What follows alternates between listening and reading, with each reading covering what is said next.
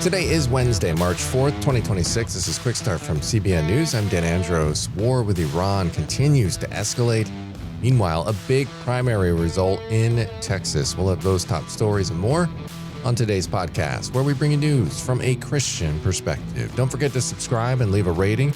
You can email us as well, quickstartpodcast@cbn.org. We're glad you're here with us, getting through the news of the day each and every weekday, bright and early, and we have a lot to get to on the podcast today, including the latest on what's happening in Iran. Plus, on the main thing, as Iran's regime collapses, Christian refugees are dancing in the streets of Armenia.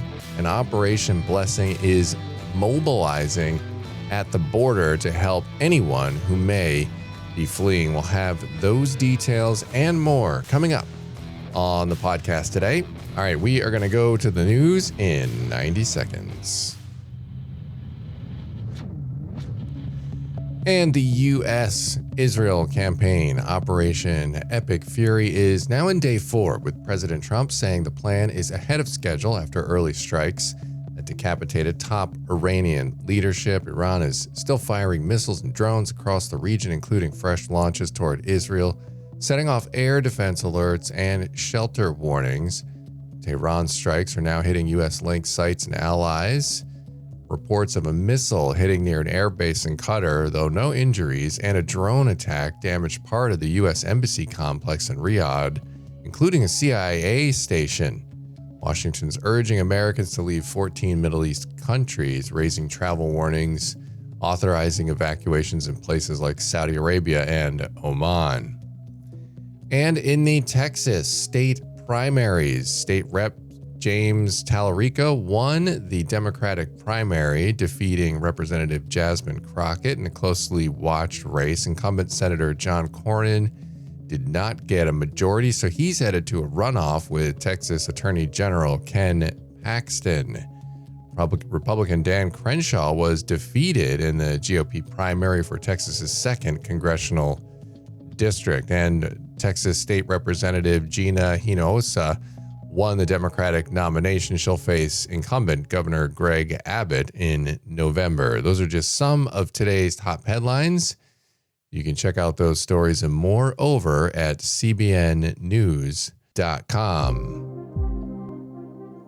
And make sure you are tuned to cbnnews.com and the CBN News YouTube channel for the very latest on what's happening in Iran. Our teams on Jerusalem Dateline in Israel have been providing regular updates, and you can find those by looking at our Watch Live link in different tabs on our CBN News YouTube channel. And there is just a ton of fantastic coverage there to keep you up to speed on everything going on. So make sure you are on cbnnews.com and you are in the CBN News YouTube channel. All right, the United States Embassy in Saudi Arabia has been hit by Iranian drones. Israeli media reported that Qatar has carried out airstrikes against Iran, though Qatar denies this.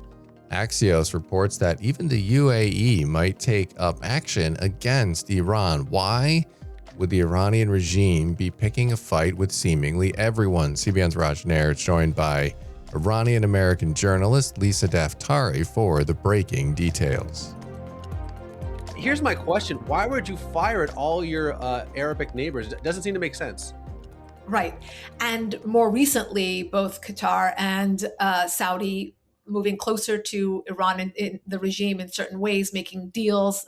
I'm not saying they became actual allies, but they were moving closer to one another. So why would they do this to alienate themselves further? Well, the Persian Gulf Arab states already have issues with Iran's regime. They're Sunni, they're Shiite. They know that from 1979, this regime wanted to export its brand of militant Islamic extremism and the Shiite brand to the rest of the world, obviously starting out with the region. Why would they start firing at these Gulf states? Well, the Iran regime believes that Donald Trump's worst nightmare is for this war to continue on for longer than it has to, for it to become larger in scope than it has to, and for his opponents to be right. This is another forever war. This is leading to World War III, and all the scary things that his opponents have said and continue to say, by the way. So the Iran regime believed that if they get these Arab states involved, if there is the threat of more military groups involved, then the world community will put pressure on the Trump administration to cease fire, to stop this war. They will be rebuked in the global stage, and that is exactly what they thought. Huge miscalculation on the part of the mullahs. No surprise there. Why is this a miscalculation? Because we saw in the first Trump administration the moderate Arab states lining up to normalize relations with Israel, with the West, in the Abraham Accords. Why? Because they stood, number one, against Iran's regime, and number two, they wanted to look forward to prosperity, to economic deals, private and public. Let's move on. Doesn't matter who you worship, how you worship, we're going to move on to a modern Middle East.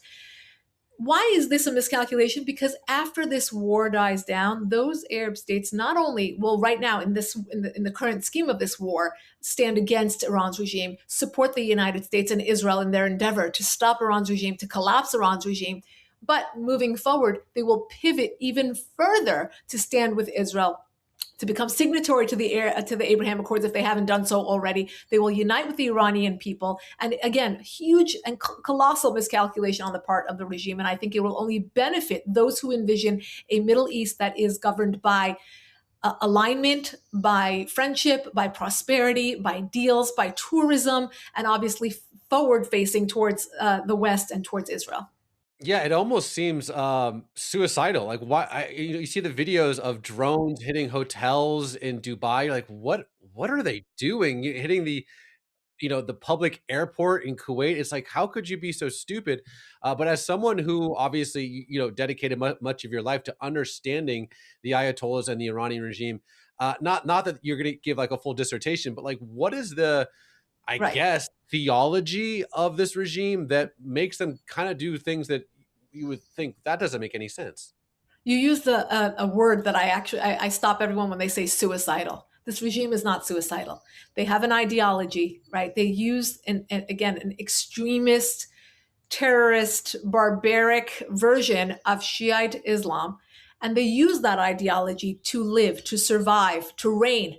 They will not die by that ideology. So what does that mean? They will fire every single missile that they have. They will try to use every single way possible, whether that means sleeper cells in the United States and in Europe, whether that means firing into the Persian Gulf Arab states to, again, expand this war, whether it means taking hostage, whatever they can do, they will do. And they have done that from day one. From 1979, they came into power and they said, big Satan, little Satan. They made the United States their enemy. They burned American flags. They said death to America. They took American hostages. And since then, I laugh when people say there's not ample evidence that we should have gone to war with them. 47 years in the making, they have launched war against the United States and against Israel. We're just ending this war. We're not starting a new war. So it's the ideology or theology of this regime is to stay in power and do anything it takes. When they're willing to, in wholesale fashion, use military-grade weapons against 30 to 40,000, if not more, Iranian freedom protesters. They're not there to protect the Iranian people. They're not there to govern. They're not there. They don't truly believe in a God. They're using this ideology to stay in power, to fill their pockets. Their own children are off in the United States and in Europe, living in the lap of luxury while the Iranian people suffer. So the Iranian people have said, enough is enough. The jig is up. We have come to the point where this cannot sustain itself anymore. And that is why the foregone conclusion here, I know the United States is not using the language of regime change, while Israel is moving closer to that language. The United States is using regime collapse. The strategic imperative of the United States is only that this regime cannot have nuclear weapons. Well, the existence of this regime and having deadly weapons is synonymous. So they cannot go back to power and also meet the criteria of the United States and our strategic priorities. So again, the foregone conclusion becomes we are working towards regime collapse. Donald Trump has looked into the camera to the Iranian people and said, we will then pass the baton to you. The future of Iran and the destiny that you want to map out is in the hands of the Iranian people, and seize that destiny and seize that opportunity. So the Iranian people are waiting for this military campaign to play itself out. I think people are having the conversation of succession way too prematurely. We have to allow the military campaign to degrade this regime so that then the Iranian people can take that baton from Israel and the United States and hopefully move forward towards a future that they determine. Well, Lisa, I haven't talked to you since this weekend, and maybe my last question, we're obviously going to have you back on. How are you processing the past 72 hours? What's going on? I know I've seen you on Fox News, you're on, Eric Stakelbeck's show, you're doing all the things. But in those moments where you actually have a minute to think and process about what you're seeing, something that you've been waiting for decades, how are you processing this moment? Yeah, it's surreal. I just got goosebumps as you were even, posing that question to me. As you said, this is my life's work. Not only that, as a little child, I sat around the dinner table with the conversations that my parents would have. My family obviously moved to the United States before the revolution, but their plan was always to go back. And then when the revolution happened, they stayed. So we were, in fact, displaced because of this revolution and because of this regime. So, this is something that I've watched since I was a little girl, and obviously dedicated a career to studying the Middle East and the politics of the Middle East, particularly that of Iran.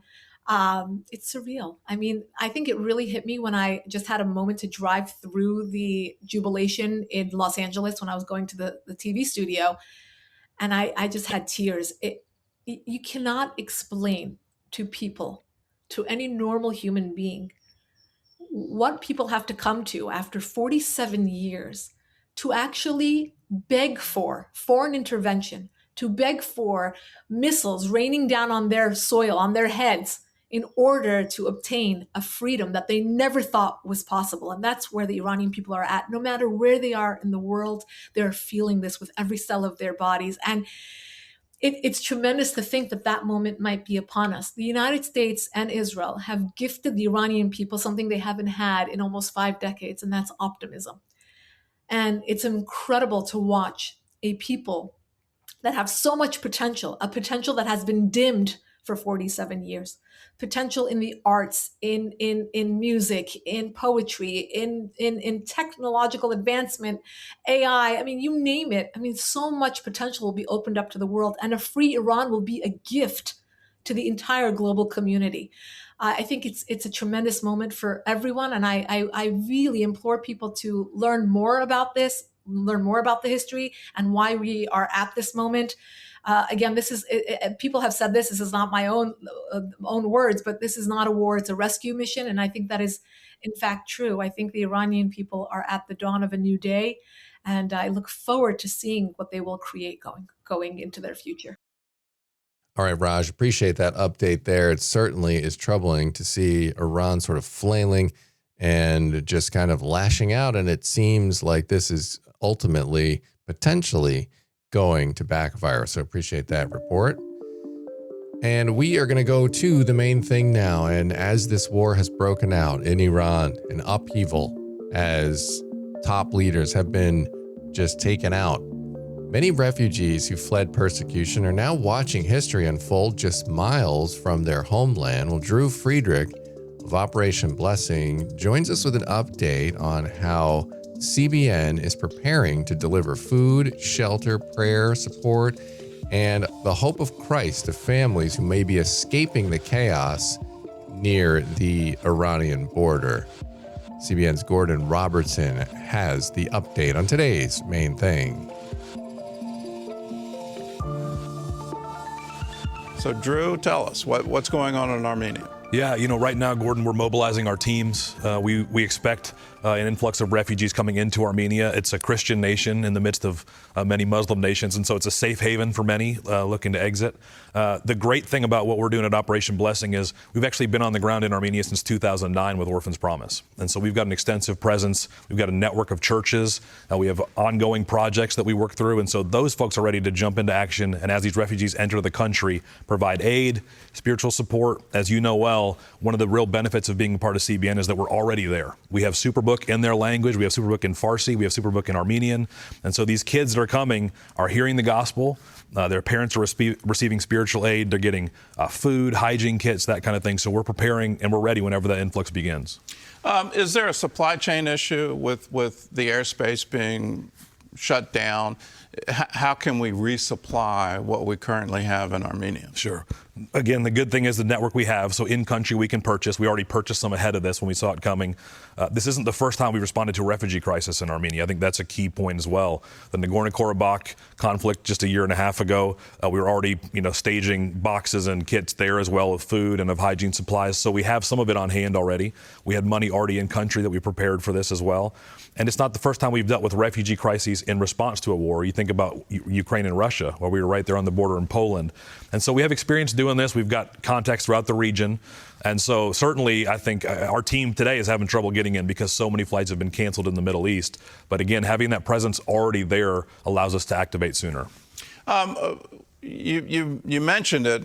This isn't our first time dealing with refugees coming from a war. How is this either different or similar to what you experienced in Ukraine? I think it's different in the sense that right now there hasn't been a full-scale sort of boots-on-the-ground war where everybody's leaving the country en masse. We saw Ukraine, Russia. They were heading west in a hurry. Everybody was heading that direction. We knew exactly where they were coming.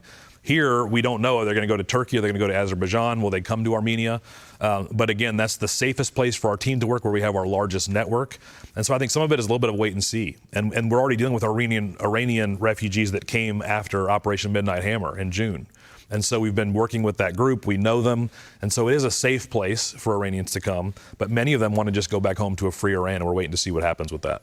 If they do go back home, let's take a best case scenario. Sure. The Revolutionary Guard is taken out of power. Yep. The clerics don't select the next ruler of Iran. Sure. There's a constitutional assembly. There's democracy. There are free and open elections that are guaranteed. Mm-hmm. All of those things happen. What would be the plan then? Yeah, I think, again, I would just continue to reiterate, the great thing about our work is we're already there. We announced yesterday, we've been doing this for 20 years over the air in that part of the world. We've got an extensive church network. And so, again, being able to move product and supplies into conflict areas and disaster zones is our specialty. That's what we do at Operation Blessing. We've done it in other war zones. And so utilizing those networks, those bases, we would be able to move product into the country, activate those church networks and volunteers. Again, some of it is going to have to be based on safety. We don't want to put our people in harm's way, but we also know what we signed up for. We signed up to go bring help and hope to a hurting world. People are hurting in Iran. We want to go help. Well, for decades, we've been saying at CBN Operation Blessing, we do our best work in these times, whether it's war or revolution or disaster. That's exactly when we come in. What's your biggest need right now? Yeah, prayer, certainly. We always want to be praying for safety and wisdom, but also financial support. People stand with Operation Blessing and they say yes, they allow us to go before the need even happens. And that means we're prepared to go. So again, we've got a team en route. We've got staff and volunteers on the ground. We have some money in country. We're sending more, but we need people to stand with us financially so we can have all the supplies, all the food, all the hygiene kits that we need. Always a huge need for us in times like this, because we don't want someone to show up and us run out of food, us run out of hygiene kits. They're coming desperate. You saw Chuck Holton yesterday say they're crossing the border, bags in hand, with no real plan, but they just needed to exit a dangerous area. We want to be sure we provide them something that brings them back, helps them stabilize, and helps them get their feet on the ground for the next step, whatever that may be. All right. Well, you heard it. If you want to be a part of the Operation Blessing Disaster Relief Program, it's real simple. You can call us, 1-800-700-7000. Say, I want to give to Operation Blessing Disaster Relief. You can also write to us at CBN Center, Virginia Beach, Virginia, 23463. Just put Operation Blessing Disaster Relief. You can even shorten it down to OB Disaster, or just put Disaster Relief. on the memo line of a check, and your contribution will go into that designated fund, and that's a designated fund to help with disasters. You can also text OBDR to 71777. Do it now. Let's be a part of supplying. The need is absolutely tremendous when you start considering millions of people trying to flee a war zone, trying to have some kind of safety for their families, and arriving literally with nothing. The need is overwhelming. So let's be a part of the solution. Let's help them in their time of need. And most importantly, let's be there for the King of Kings. That Iran, it's their time. Let's go in full force with the gospel of Jesus Christ to let them know there's a much better way to live. You can be a part of it. Call us, 1-800-700-7000.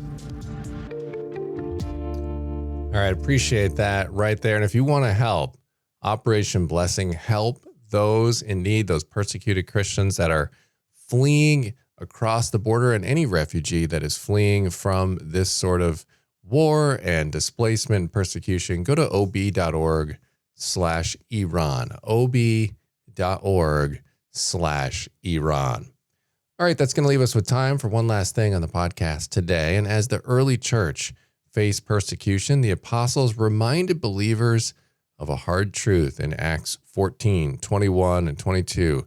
It says, when they had preached the gospel to that city and had made many disciples, they returned to Lystra and to Iconium and to Antioch, strengthening the souls of the disciples, encouraging them to continue in the faith, and saying that through many tribulations we must enter the kingdom of God. And that verse reminds us, as we've been talking about, that suffering Christians are not forgotten. They are walking the same road the earliest believers have walked. So a good thought for us as we wrap up this edition of the Quick Start podcast. As always, get on over to cbnnews.com and faithwire.com for more news from a Christian perspective. And make sure you're hitting up ob.org/Iran. Fantastic organization, being the hands and feet of Christ. Lord willing, that creek don't rise up on us. Back here tomorrow with more. God bless. See you then.